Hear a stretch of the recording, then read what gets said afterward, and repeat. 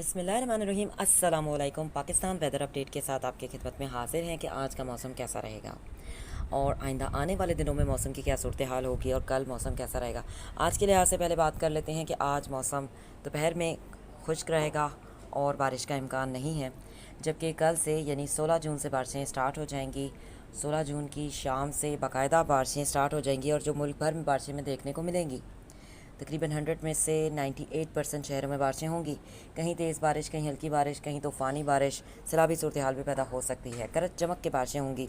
पहाड़ों पर बर्फ़बारी होगी। पंजाब के जो इलाके हैं, बलूचिस्तान के जो मकामात हैं, कराची, अंदरूनी सिंध के जितने मकामात हैं और खैबर पख्तूनख्वा, गिलगित बल्तिस्तान के तमाम जितने सूबे हैं, जितने सूबों के जितने शहर हैं, बारिशें में देखने को मिलेंगी।